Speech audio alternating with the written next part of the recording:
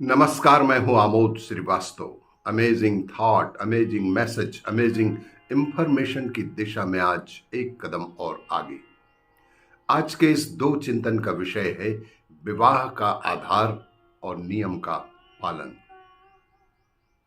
आपको ये मेरा वीडियो अच्छा लगे तो लाइक करें, शेयर करें और लाल बटन दबाकर सब्सक्राइब अवश्य करें। साथ ही बेल आइकन दबाना बिल्कुल ना भूलें। आज के इस प्रथम चिंतन का विषय है विवाह का आधार। आम आदमी अपने दिन का पूरा समय इन दो जगहों पर ही बिताता है और वो है घर या फिर दफ्तर। जैसी व्यक्ति की संगति होती है वैसे ही उसकी मति भी हो जाती है।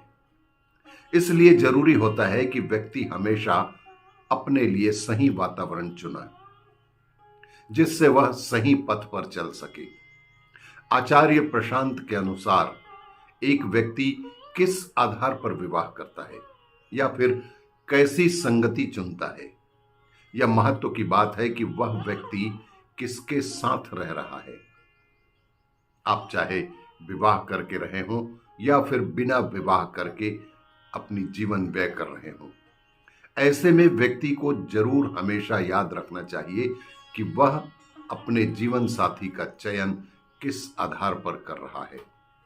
हर एक छोटी बात, जैसे कि वह व्यक्ति अब से लगातार मेरे कमरे में रहेगा, उसके शब्द लगातार मेरे कानों में पड़ते रहेंगे, इन चीजों को याद करके ही निर्णय लेना चाहिए, क्योंकि इसी बात पर तुम्हारी जिंदगी या तो बन जाएगी या बिल्कुल ही बर्बाद हो जाएगी।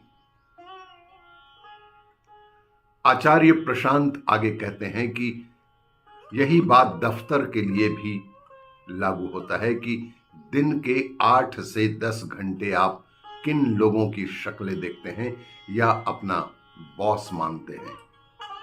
यूं ही कोई सड़क का आदमी जो तुम्हारी जिंदगी पर अब अधिकार करने लग गया हो तो तुम बर्बाद हो जाओगे। यही बात दफ्तर के माहौल पर और धंधे की प्रकृति पर भी लागू होती है कि तुम्हारी संस्था किस तरह के व्यवसाय करती है और तुम्हारे काम में किस तरह के लोग लगे हुए हैं। इसीलिए अपने साथ रहने वालों का चयन बेहद सोच समझकर ही करना चाहिए। आज के इस दूसरे चिंतन का विषय है नियम पालन। एक दिन एक ब्राह्मण रोते हुए अर्जुन के पास पहुंचा।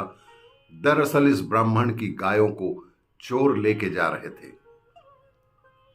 वह आकर अर्जुन से कहा कि चोर मेरी गायों को लेकर जा रहे हैं, आप राजा हैं, मेरी रक्षा कीजिए। ब्राह्मण ने अर्जुन से कहा कि मैं शस्त्रों के बिना चोरों के पीछे जा नहीं सकता। मेरे धनुष बाण तो उस कमरे में रखे हैं जहां मेरे बड़े भाई और द्रौपदी के साथ एकांत में हैं। फिर अर्जुन ने सोचा कि सभी पांडवों और द्रौपदी के एक नियम बनाया था, जब द्रौपदी किसी के साथ एकांत में होगी उस समय कोई दूसरा भाई उनके कमरे में प्रवेश नहीं करेगा। पांडवों में से जो भाई ये नियम तोड़ेगा उसे वनवास जाना ही पड़ेगा। द्रौपदी अपने 5 पतियों के साथ एक बेहद अनुशासन के साथ जीवन जी रही थी। अर्जुन के सामने ब्राह्मण रो रहा था। एक तरफ धनुष बाण की समस्या थी और दूसरी ओर चोर गायों को चुराकर भाग रहे थे। इस ब्राह्मण की मदद करना मेरा कर्तव्य है, मुझे इसकी रक्षा करनी ही होगी, अर्जुन ने सोचा।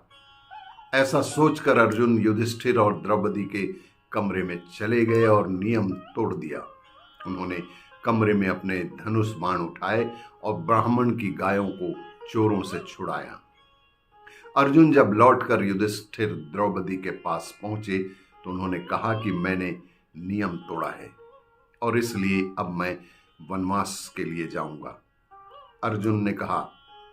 द्रौपदी और युधिष्ठिर ने अर्जुन को बहुत समझाने की कोशिश की, लेकिन वे वनवास चले ही गए, क्योंकि उन्होंने कहा कि आपने तो ब्राह्मण की मदद के लिए नियम तोड़े हैं, लेकिन फिर भी अर्जुन ने कहा कि हम क्षत्रिय हैं, हम नियम बनाकर तोड़ते नहीं हैं, और वनवास की ओर प्रस्थान कर ही दिया। आपको ये मेरा वीडियो अच्छा लगे तो लाइक करें, शेयर करें और सब्सक्राइब अवश्य करें। धन्यवाद।